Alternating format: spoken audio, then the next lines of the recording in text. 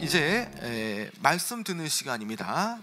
말씀은 여호수아서 20장 1절로 9절까지 말씀 함께 교독하겠습니다. 여호수아서 20장 1절로 9절, 구약성경 350면에 있습니다. 제가 먼저 여호수아서 20장 1절 말씀 먼저 읽도록 하겠습니다. 여호와께서 여호수아에게 말씀하여 이르시되 이스라엘 자손에게 말하여 이르기를 내가 모세를 통하여 너희에게 말한 도피성들을 너희를 위해 정하여 부리 중에 실수로 사람을 죽인 자를 그리로 도망하게 하라. 이는 너희를 위해 피의 보복자를 피할 것이니라. 이 성읍들 중에 하나에 도피하는 자는 그 성읍에 들어가는 문옥에 서서 그 성읍의 장로들의 귀에 자신의 사건을 말할 것이요 그들은 그를 성읍에 받아들여 한 곳을 주어 자기들 중에 거주하게 하고 피의 보복자가 그의 뒤를 따라온다 할지라도 그들은 그 살인자를 그의 손에 내주지 말지니 이는 본래 미워함이 없이 부리 중에 그의 이웃을 죽였습니다. 재판을 받기까지 또는 그 당시 대제사장이 죽기까지 그 성읍에 거주하다가 그 후에 그 살인자는 그 성읍 곧 자기가 도망하여 나온 자기 성읍으로 자기 집으로 돌아갈지니라 하라 하니니. 이에 그들이 납달리의 산지 갈릴리 게데스와 에브라임 산지의 세겜과 유다 산지의 기럇 아르바 곧 헤브론과 여리고 동쪽 요단 저쪽 루벤 지파 중에서 평야 광야의 베셀과 갓 지파 중에서 길르앗 라못과 므낫세 지파 중에서 바산 골란을 구별하였으니. 함께 읽겠습니다. 이는 곧 이스라엘 모든 자손과 그들 중에 거류하는 거류미를 위하여 선정된 성읍들로서 누구든지 부리 중에 살인한 자가 그리로 도망하여 그가 회중 앞에 설 때까지 피의 보복자의 손에 죽지 아니하게 하기 위함이라. 아멘. 여러분 반갑습니다. 벌써 어느덧 2021년도 12월 제 마지막 주일을 맞고 있는데요. 여러분들 많은 생각들이 들 겁니다. 벌써 12월 마지막 주일이 됐구나 생각들. 지금까지 우리가 살아온 것도 다 하나님의 은혜임을 우리가 놓치지 말아야 되고요. 또 우리가 어려움 가운데도 친히 때마다 일마다 우리와 함께 하셨던 하나님의 은혜를 우리가 생각하는 바로 주일이라고 볼 수 있습니다. 여러분 우리가 어려울 때마다 달려가는 것은 바로 어김없이 우리를 안아주시고 우리를 포근히 또 맡아주시는 바로 우리의 하나님 아버지가 되어지시죠. 그 하나님 아버지에 대해서 시편 기자들은 우리를 지키시고 우리를 보호하시는 그 하나님에 대해서 피난처라는 그런 비유로 많이 말했습니다. 신앙고백, 이 피난처라는 신앙고백이 무려 시편에 53번이 나온다는 것은 그만큼 위협으로부터 어려움으로부터 우리를 감싸 보호하시고 우리와 함께 하시고 또 우리를 어떠한 그 건물 안에 안전케 하시게 하는 그런 하나님의 역사가 있다는 것을 우리에게 보여주시는 것이죠. 여러분 오늘 이 말씀은 우리의 도피성이 되어주시는 그 하나님의 사랑에 대해서 함께 말씀을 나눠보고자 합니다. 여러분 여호수아가 이 정복 전쟁을 벌이고 이제 정복 전쟁이 거의 끝나갈 때쯤에 이제 땅에 대한 분배를 하게 되어지죠. 그리고 땅의 분배를 받을 때에는 먼저 이 요단 이 동편에 먼저 진입했던 이들에게 땅에 대한 분배, 그리고 이제 그 이후에 이 아주 가나안 깊숙이 들어와서 끝까지 정복 전쟁을 했던 그 지파별로 이 땅을 분배를 하게 되었습니다. 그 과정 속에서 땅의 땅 지파들에 대한 땅의 분배가 어느 정도 끝날 때쯤에 동시에 어떤 일을 전개하게 되어지냐, 도피성을 마련하게 되어지죠. 도피성, 말 그대로 도피할 수 있는 그런 성을 만들고요. 동시에 그 신앙의 이런 영적 지도자들인 레위인들을 위한 그런 성읍들을 이제 만들 일을 착수하게 되었습니다. 자, 그 내용이 이제 20장에 있는 내용인데요. 여러분 이 도피성이라는 것은 자신들의 편리와 아니면 이렇게 해야지만 되겠다는 생각으로 만든 것이 아니라 이 도피성은 도피할 수 있는 그 성은 하나님의 명령으로 이 도피성이 지정되어서 이것이 세워졌다라는 것입니다. 도피성에 관한 말씀은 민수기 35장도 나오고요. 신명기 19장에 약간씩의 내용들이 수정되어서 도피성이 어떠한 것인가를 이렇게 말해주고 있는 것이죠. 먼저 여러분 2절에 그 내용이 나오는데요. 여러분 2절 말씀 같이 한번 읽어볼까요? 2절 시작. 이스라엘 자손에게 말하여 이르기를 내가 모세를 통하여 너희에게 말한 도피성들을 너희를 위해 정하여. 자, 여러분 도피성을 세우시는데 도피성을 만들라라고 모세에게 명하십니다, 하나님께서. 자, 그런데 그 도피성은 어떠한 겁니까? 자, 이 도피성 제도를 만들려고 하셨던 그 하나님의 의도는 너희를 위해서 도피성을 만들라라는 것이죠. 이 도피성은요, 하나님을 위해서 존재하는 것이 아니라는 겁니다. 성막이나 회막처럼 하나님의 거처, 하나님의 그 얼굴을, 영적 얼굴을 뵐 수 있는 그런 곳이 아니라 이것은 순전히 이 너희를 위해서, 이스라엘을 위해서 이 도피성이 필요하다는 것을 전제로 그것을 지으라라고 말씀하시는 것이죠. 여러분, 그러면 왜 하나님께서 이스라엘 백성들을 위해서 왜 도피성을 만들라라고 명령하셨겠습니까? 그것도 너희를 위해서 만들라라고 말씀하셨겠습니까? 여러분 3절에 그 내용이 나오는데요. 여러분 3절을 읽어보면 그 내용이 이제 잘 파악이 될 겁니다. 여러분 3절 한번 읽어볼까요? 시작. 불의 중에 실수로 사람을 죽인 자를 그리로 도망하게 하라. 이는 너희를 위해 피의 보복자를 피할 곳이니라. 여러분 여기에 보면요, 부지 중에 실수로 사람을 죽인 자. 여러분 이 부지 중이란 말은 어떤 말입니까? 이것은 고의성이 없는 우연이라는 얘기죠. 자, 생각할 겨를도 없이 어떤 갑작스러운 어떤 일들이 벌어지는 거죠. 나의 의지와 상관없이, 내 마음과 상관없이 갑작스럽게 어떤 일이 생겨지는 것, 이것이 바로 부지중이라는 겁니다. 부지중. 자, 그런데 이 부지중에 어떤 일이 벌어질 수 있느냐? 자, 여러분 이 사건이라는 것도 분명하게 의도적으로 하는 그런 범죄도 있고요, 또 그렇지 않은 단순한 사고로 인해서 생겨지는 그런 사고, 아니면 인간의 부주의함으로 인해서 생겨지는 그런 일들도 있다는 것이죠. 여러분 여기에 살인사건도 마찬가지라는 것입니다.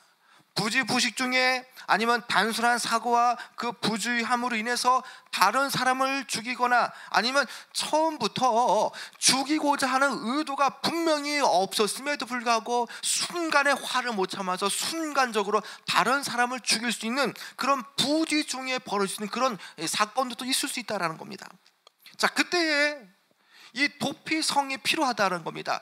부지 중에 이 실수로 사람을 죽인 자가 이 자신의 생명을 보호하기 위해서 도피성으로 들어갈 수 있다는 겁니다. 여러분 이 내용을 조금 더 이해하기 위해서 신명기 19장 5절 6절에 보면요, 이 도피성을 만들어야 될 이유에 대해서 하나의 예를 듭니다. 아주 적실하게 예를 드는데 이런 내용이 나옵니다. 자, 어떤 사람이 이웃과 함께 벌목을 합니다. 자, 벌목을 하기 위해서 숲속에 들어가 도끼를 들고 나무를 찍는데 갑자기 옆에 있던 사람에게 이 도끼날이 빠져서, 자루에서 빠져서 이 도끼날이 그 사람에게 들어가서 그 사람을 배기해서 그 이웃 사람이 죽게 되어지는 경우가 있는 거죠. 분명 그 사람에게는 이 도끼날이 날아가서 그 사람을 해하게 된 그 사람에게 전혀 미운 감정이 없습니다. 또 나무하러 함께 갈 만큼 아주 절친인 사람이라는 거죠. 그가 전혀 생각지 않고 그를 죽일 어떤 그런 의도도 전혀 없습니다. 단지 실수로 부지 중에 일어난 일이라는 것이죠. 여러분 이런 경우에 결국 졸지에 살인자가 되어지지 않습니까? 그 벌목꾼은 자기와 함께 일하던 사람을 죽일 의도를 전혀 가지지 않았지만 결과적으로는 그는 살인자가 되어지는 거죠. 여러분 사람이 본의 아니게 실수로 사람을 죽이게 될 경우에 그러면 그 사람의 가족들, 그 죽은 사람의 가족들은 어떤 마음을 가지겠습니까? 그 가족들 마음 가운데는 어떤 경우에는 보복하려고 하는 그런 마음도 생기게 되어지죠. 여러분 출애굽기 21장 12절과 14절에 보면요, 미리 계획한 살인은 이 가해자를 사형에 처하지만 그러나 실수로 사람을 죽이거나 여기 있는 2절의 말씀처럼 3절의 말씀처럼 부지 중에 이 실수로 사람을 죽인 경우에는 이 일종의 그 과실치사의 경우를 들어서 이 가해자를 죽이지 못하도록 하는 그런 이 율법의 조항이 있습니다. 여러분, 그러나 여러분 어떻습니까? 여러분, 법과 사람의 그 마음은 다르지 않습니까? 여러분, 그 당시의 관습이라는 것은 대체로 사람의 마음을 가지고 이것이 세월 지나서 이렇게 세워지는 것이 관습이 아닙니까? 아무리 그 율법에는 이 실수와 이 과실치사 같이 부지중에 살인하는 경우에는 절대적으로 그의 생명을 죽일 수 없다라고 말하지만, 그러나 엄연하게 이 당시의 고대 근동의 그 관습에는요, 이 동정보복이라는 내용이 있다라는 겁니다. 눈에는 눈, 이에는 이라는 그런 식의 그런 보복법이 있다라는 것이죠. 그래서 만일 그 누군가 이런 식으로 살해를 당했다면 분명하게 그 살해당한 그 가족의 한 사람이 그 지목을 당하고, 그 사람은 그 죽인 자를 끝까지 추적하여서 쫓아가는 이 피해 보수자가 되어서 꼭 그 살인자를 죽이는 그런 의무가 그 당시의 관습으로 있었다는 것이죠. 유가족들은요, 피해자를 향해서 그 죽은 이에 대한 예우를 갖추기 위해서 반드시 똑같은 식으로 보복을 해야만 그 죽은 자에 대해서 이해우를 갖추는 것이라고 그들은 이렇게 관습적으로 생각하고 있다는 겁니다. 여러분, 문제는 무엇입니까? 여러분, 이 사건이 결국에는 소문이라는 것은 잘못된 결과가 나타날 수 있지 않습니까? 분명하게 여기에 있는 그 나무를 베다가 나무의 도끼날이 날아가 옆에 죽게 되어진 그이, 그러나 충분히 소명할 기회도 있어야 되고요, 나는 그런 의도를 하지 않았지만, 그러나 상대방에게 들려온 소식은 소문과 소문이 꼬리에 꼬리를 묻다 보니까 본말이 전도되어서 원래 의도와 상관없이 저 사람이 의도적으로 의식적으로 죽이려 했다고 잘못 소문나게 되어지면 그 사람은 어떠한 경우도 정당한 재판과 어떤 소명받지 못하고 그냥 죽을 수밖에 없다라는 겁니다. 여러분, 이러한 것을 알기 때문에 이 관습법이 이러함에도 불구하고 신명기법은요, 철저하게 도피성을 두어서 그 실수한 자들의 생명을 보호하기 위한 그런 도피성이 마련되었다는 것입니다. 여러분, 만약에 이런 고대 세계에 이런 의식들, 이런 관습들이 계속되어진다면 결국 어떻게 되겠습니까? 여러분, 복수의 꼬리에 꼬리를 물게 되어져 복수의 병폐가 나타나게 되지 않습니까? 그리고 이 당시 때는 함부라비법이 있기 때문에 눈에는 눈, 이에는 이라는 식의 그 동정배상, 동정보복이 있기 때문에 이 피의 복수가 흔한 시대였기 때문에 얼마든지 이 실수로 죽인 자의 그 생명은 흔하게 심각한 위협에 노출될 수밖에 없다는 것입니다. 여러분, 이런 상황에서 도피성이 설치되지 않는다면 과연 살아남을 수 있는 자가 과연 얼마나 되겠습니까? 자, 그러한 가운데에 분명한 것은 도피성을 두었기 때문에 그 실수로 부리중에 그 죽인 자는 도피성에 들어가 안전하게 법적인 판결을 받을 수 있을 때까지, 또 정당한 소명에 대해서 해명할 수 있을 때까지 안전하게 그곳에서 있을 수가 있다는 것입니다. 여러분, 이러한 규제에 대해서 분명하게 이 도피성의 규례를 들어서 이 실수로 이 사람을 죽인 경우에 이렇게 보호하는 장치가 있다는 것입니다.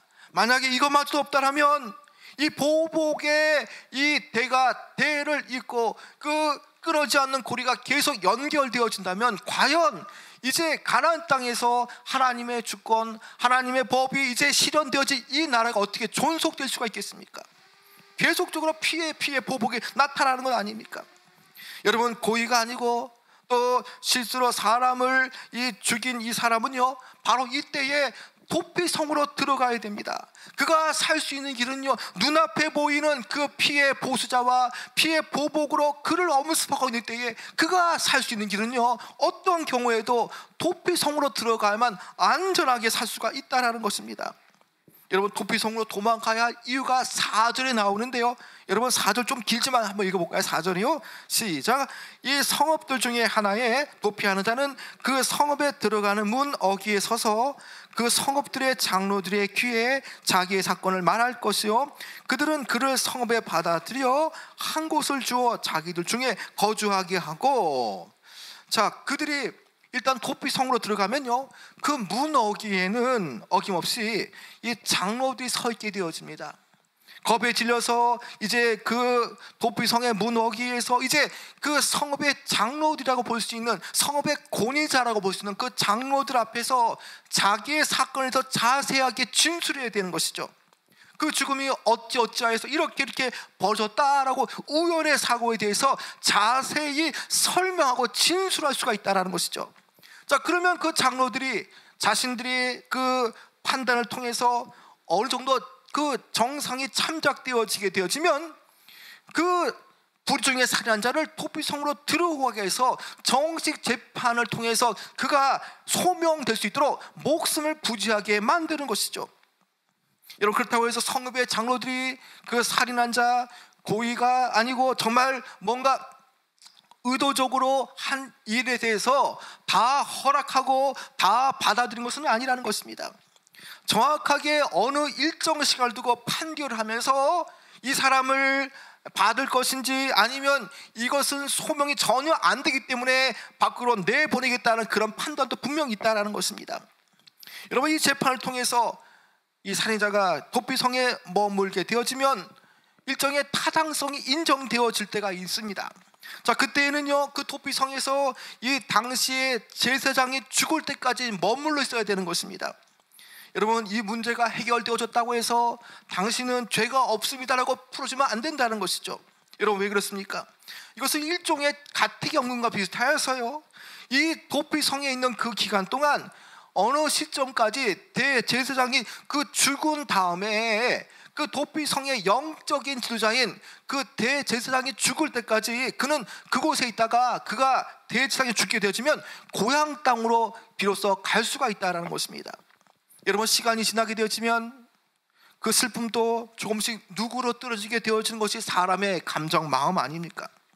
시간이 지나서 이제 그가 어느 정도 오랜 시간이 지나고 나면은 자신의 그 어떤 사건이 이제 소명이 되어지고 또 유가족들의 감정이 누그러지게 되어진과 동시에 또 그가 그 기간에 그 자숙하는 기간을 통해서 어쨌든 도의적인 책임이 있기 때문에 오랫동안 가족들과 떨어져서 살면서 그 기간, 도피성에 있는 기간 동안 근신하면서 살아가는 것, 그것이 바로 이 도피성에게 허락되어진 그런 법의 취지라는 것입니다. 여러분, 그래서 또 우리가 5절을 너무나 또 잘 봐야 되는데요. 자, 도피성에 있는 자들에게는 어떠한 안전함이 있습니까? 여러분, 5절의 말씀 한번 읽어볼까요? 그 내용인데요. 시작.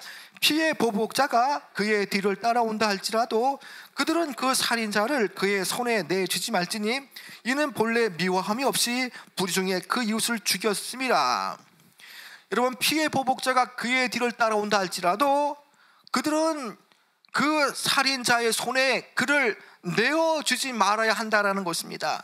여기에 내어주지 말지니라는 그 어원을 보면요, 문을 닫지 말라는 뜻입니다. 다시 말하면 그 사람을 보호하기 위해서 그 사람이 안전하게 될 수 있도록 또 그를 쫓아오는 그 피해 보복자들에 대해서 어떤 자신의 그 어떤 소명이 될 때까지 안전하게 그를 지키기 위해서 또 문을 닫고 또 다른 사람들이 또 들어오는 것에 대해서 막는 그런 부분이 있다는 것이죠. 도피성에 들어온 자들에게는 문을 닫지 않고 그를 받아들이지만, 그러나 피해 보복자가 달려올 때는 문을 닫아서 어떠한 경우에도 그 피해자가 또 여러 가지 그 불의 중에 살인한 자 그 사람을 또 그 피해 보복자의 손에서 보호하는 그런 부분이라는 것입니다. 그리고 정당한 재판을 받고 고의로 살해한 것이 아니라고 판명이 되어지면 그런 때가 되어서 대제사장이 죽을 때에 그런 보호받는 상황 속 이제 고향 땅으로 안전하게 돌아갈 수가 있다라는 것입니다. 여러분, 또한 이것은요, 반대 의미로 보게 되어지면요, 도피성을 벗어나면 반드시 죽을 수밖에 없다는 것도 말하는 것입니다. 실수로 사고로 사람을 죽였다 해도요, 분명하게 결론적으로는 가해자는 가해자인 것이죠. 분명 죄를 지은 것은 죄를 지은 거라는 겁니다. 그러나 법의 정상을 참작하고 그를 관대하게 대하는 과정 속에서 뜻하지 않게 그가 다른 길로 나가거나 도피성을 떠나게 되어지면 그를 보호할 그런 강구와 수단이 없다라는 것입니다. 그래서 어떠한 경우에도 도피성을 떠나면 절대적으로 안 된다는 것입니다. 밖으로 나가게 되어지면 여전히 그를 죽이려고 달려드는 그런 이들이 주변에 있다는 것입니다. 그래서 보호받기 위해서는 도피성을 떠나면 절대적으로 안 된다는 것입니다. 여러분, 이 도피성을 생각해보면 여러분들은 과연 어떤 분이 떠오르십니까? 여러분, 도피성은 어떠한 의미에서 우리의 피난처가 되시는 예수님을 상징하기도 합니다. 여러분, 예수님의 사랑은 어떤 사랑입니까? 우리가 주 안에 있을 때에 우리를 지켜주시고 보호하시고 또 우리가 영원히 죽지 않도록 우리를 이끄시는 분이 주님 아닙니까? 우리가 그래서 십자가 안으로 들어가게 되어지고 우리가 예수 그리스도의 공로와 피를 의지하고 주님을 바라보고 주님 안으로 들어가게 되어지면 우리는 반드시 그분의 보호를 받게 되어지는 것이죠. 불의 중에 살인한 것 같은 그런 이는요, 분명 불쌍한 인생이라고 보여질 우리와 같은 모습이라는 것입니다. 이런 자들을 거두어 주신 것이 바로 예수님이라는 것입니다. 예수님께서 도피성이 되어 주셔서 우리를 거두어 주시고 그 안전한 그 성벽으로부터 들어오게 하셔서 우리를 지켜주시고 보호하시는 것이죠. 주님께서 죄인 되어진 우리를 도피성이라는 십자가를 마련해 주셔서 죄의 결과로 죽을 수밖에 없는 영원한 사망으로부터 우리를 구원하게 하신 것, 바로 십자가 도피성이라는 것입니다. 우리가 주님 안에 거하기만 하고 십자가를 바라보기만 하면 죄의 결과인 그 죽음의 영원한 죽음으로부터 우리는 떠나게 되어지고요, 도피성 안에 거하기만 하면 우리는 안전하게 평강을 누릴 수 있는 인생이 되어지는 것입니다. 여러분, 이 얼마나 큰 은혜입니까? 여러분, 이 도피성에 대해서 이제 마지막 구절인 7절과 9절에 대해서는요, 6개의 도피성을 나열하고 있습니다. 먼저는 요단강의 동편에 있는 도피성의 세 곳을 말하고요, 또 그 이후에 있는 말씀에는 서편에 있는 그 도피성의 세 곳을 말합니다. 먼저 이 납달리 지방에 있던 갈릴리 게데스라는 그 도피성, 또 에브라임 지파에 있는 그 세겜, 그리고 유다 지파에 속해 있던 그 기랏 아르바라는 헤브론이 있습니다. 그리고 또 동쪽에 남쪽을 또 기반으로 한 루벤 지파의 베셀, 그리고 또 이 갓 지파에 속한 길라라몬, 북쪽에 갈릴리 지역에 있던 그 바산 골란이 바로 이 중요한 그 지대마다 이 가장 중간 지대로서 이렇게 도피성을 설치했다라는 것입니다. 여러분, 왜 동쪽과 서편에서 가장 그 중간 지대인 또 가장 빨리 도달할 수 있는 그 지역에 왜 도피성을 6곳이나 뒀겠습니까? 여러분, 이 도피성은요, 도망가는 중에 이 도피성이 너무나 멀리 있다면 도망가는 중에 잡혀서 죽을 수밖에 없다라는 것입니다. 그래서 그 지도를 보더라도 어떠한 사건이 벌어지는 그 지점에서 가장 가까운 그 중심 지역에 6곳이 마련되어서 동쪽이든 서쪽이든 어느 쪽에서 사건이 발생할 때도 손쉽게 빨리 도피성으로 이동할 수가 있다라는 것입니다. 여러분, 그것은 무엇을 말합니까? 주님께서 가까이에 손을 버리시고 누구나 문제와 아픔과 여러 가지 상황 속에서 주님 앞에 용이하게 다가설 수 있는 것을 영적으로 우리에게 보여주는 것 아닙니까? 여러분, 오늘 우리는요, 이 도피성을 통해서 또 다른 또 그런 상황도 볼 수가 있습니다. 민수기 35장 15절에 보면요, 이 도피성은 비단 이스라엘만 해당되는 것이 아니라 이스라엘에 거류하는 그런 잡족이라든지 이방인 나그네들도요, 이와 비슷한 용례로 어려움을 겪을 때에 누구나 이방인들도 나그네도 모든 유대인과 동일한 방식으로 도피성에 들어갈 수 있다는 것을 말씀하는 것입니다. 여러분, 이것은 무엇을 말합니까? 생명을 궁리로 계시는 그 하나님께서는 이방인이나 유대인이나 상관없이 특별 계층이나 어떠한 인종과 신분과 지위를 고려하고 누구나 다 주님의 그 도피성 십자가의 길, 구원의 길은 다 열렸다는 것을 우리에게 분명하게 제시하는 것이죠. 여러분, 그런 점에서 본다면 도피성 제도는요, 하나님께서 요구하셨을 뿐만 아니라 이것은 이스라엘에게 제공되어지는 그 피난처라는 선물이기도 하다라는 것이죠. 여러분들은 과연 어떤 존재입니까? 5절 말씀처럼 지칠 줄 모르는 그 피의 보수자가 끈질기게 우리 뒤를 쫓아오고 있지 않습니까? 여러 가지 문제와 어려움과 또 죄로부터의 그런 부분들, 아니면 그 어떠한 영적 죽음이라는 그런 일들이 우리 뒤를 쫓아오고 있지 않습니까? 여러분, 그럼에도 불구하고 이 사망의 원수로부터, 아니면 여러 가지 우겨싸움을 당하고 꺾으름을 당하는 여러 많은 성도들을 위해하고 어렵게 만드는 그런 상황들, 그 뒤에 쫓아오는 그런 이 보수자의 피해 보복, 이런 부분들도요, 주님의 앞에 나가기만 하면 이 모든 문제가 해결되어질 수가 있다는 것입니다. 여러분, 바로 여기에 유일한 길이 있습니다. 생명이 되시는 예수님께 나가기만 하면, 도피성이 되어시는 예수님께 나가기만 하면, 십자가의 길에 들어가기만 하면 우리도 이처럼 안전하게 생명을 유지할 수 있고 또 안정감과 평강을 누릴 수가 있다는 것입니다. 여러분, 이 도피성을 통해서 오늘 말씀은, 하나님은 죄인들과 악한 자들로부터 압제와 고통을 당하는 자들, 학대받는 자들이 누구나 다 피난처가 되시는 도피성으로 들어갈 수 있다는 것을 우리에게 분명하게 말씀하는 것입니다.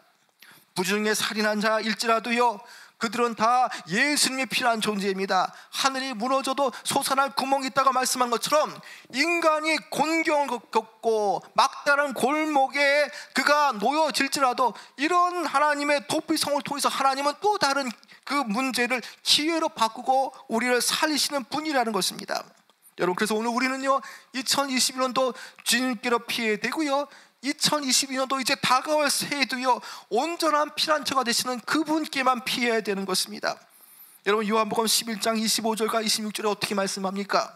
나는 부활이요 생명이니 나를 믿는 자는 죽어도 살겠고 무릇 살아서 나를 믿는 자는 영원히 죽지 아니하리니. 여러분, 주님께 나가는 것, 우리의 온전한 피난처 도피성이 되어주시는 주님께 나아갈 때에 우리에게는 생명 역사가 있고 성도는 결코 죽지 않고 살 수 있다는 말씀이라는 것입니다. 여러분, 도피성을 제도를 통해서 우리는 분명하게 하나님의 사랑을 우리는 깨달아 알 수가 있습니다. 아무리 중한 범죄자라 할지라도 살 수 있는 길, 그것은 도피성 주님께로 나가는 길이라는 것입니다. 우리가 그리스도께 피하면 죄의 책임을 면할 수가 있습니다.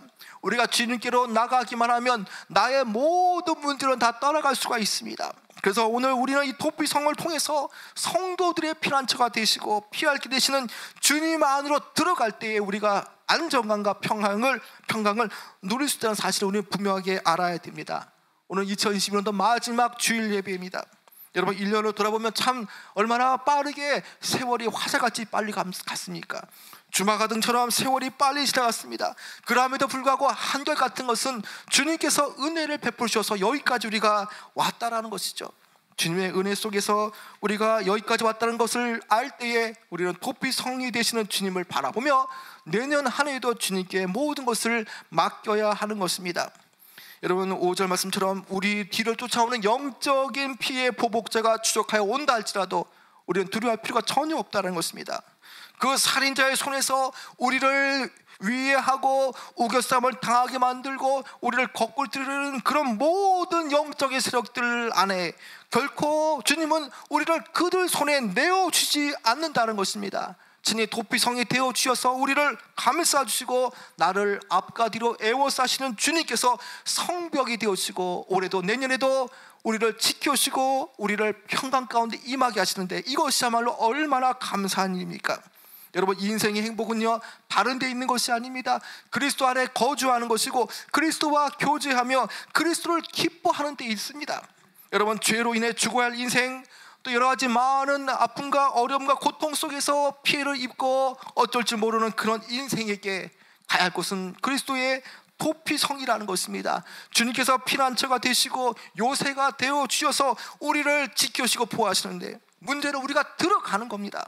우리가 도피성이 되시는 주님께 날마다 머물면서 주님을 바라보며 지금까지 지낸 것도 다 하나님의 은혜라는 것을 깨닫고 날마다 주님을 떠나지 않고 도피성이 되어주시는 주님 안에 늘 거하시는 귀한 여러분 되어지길 축원합니다.